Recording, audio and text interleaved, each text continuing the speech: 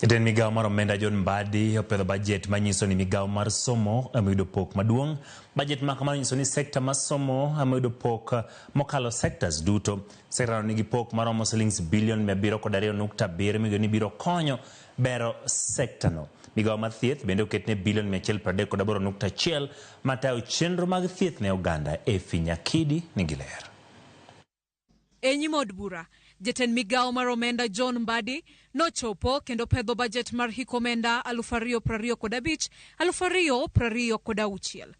Budget makamano mar shillings trillion 4.2 onyiso pok ne sectors mopogore opogore pachoka. Sekta mar Somo emano momi pok mamalo gi shillings bilion 702.2. Omenda no biro tiyo ne kidienje mopogore opogore e sekta no, kaduol mochung' ne ndiko jopuonj Thieth biro yudo pok maromo shillings bilion 387.2. Omenda moketi ne chenro mar siro somo e skunde mag mbalariany kata HELB romo shillings bilion 58.5. Skunde mag junior secondary bende biro yudo shillings bilion 28.9.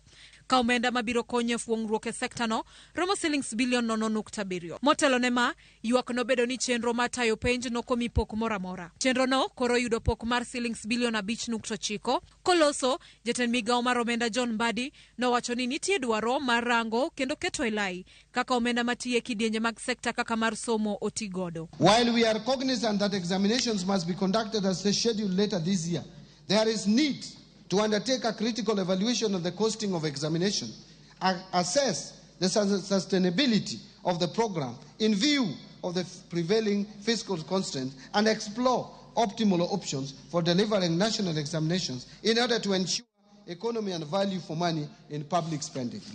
Mr. Speaker, a key consideration is the merits of public funding of examination fees for all primary and secondary school candidates, including those from well-off households, as opposed to targeting the vulnerable students in our schools. Sekta mar thieth mabende osekwa koda chiedh nade makinde kakinde ahinya to ng'anyo ma jochiw thieth maibwo UHC mosebedo ka yuago mondo piny owacho ondik gi e yo mongirore koro yudo pok maromo shillings bilion 138.1. Bende ywak osebedo e kinde mokalo e wi nok mar chanjo mamoko pachoka kod dok chien e yudo yedhe magayo teko kute magayaki. Ma kaluwore gi chungo sir mawuok pinje maoko bang' jatend piny Amerka Donald Trump ka otelo. Pok moketne chenro mar UHC mabiro konyo tieko achiedh nade ma jochiw thieth e bwo chenro ma UHC kadhe romo shillings bilion 6.2. Kamano moketi mar konyo weche mag kedo gi tuo ayaki kod malaria romo shillings bilion 17.3. Kamano moketne chanjo duto romo shillings bilion 4.6. Magi duto igeno ni biro konyo bero sectors mag thieth kod somo pachoka ahinya te yor geng'o ng'anyo makinde ka kinde. Mr. Speaker, access to quality and affordable health care through the Universal Health Coverage Program is central to this government.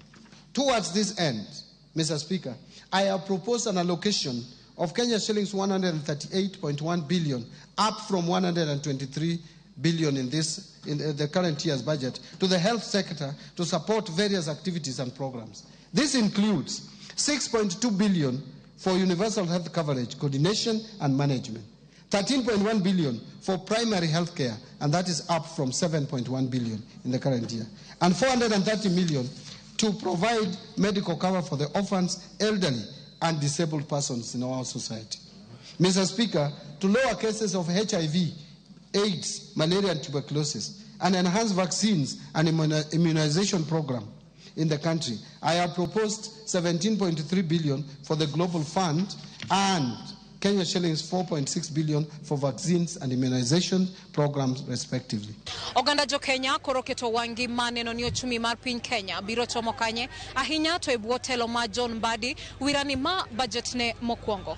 E Finyakidi, Ramogi TV, Nairobi. Jatend Migao mar omenda John Mbadi opedho budget kendo mar hik omenda kendo yango ni piny owacho dhi keto timbe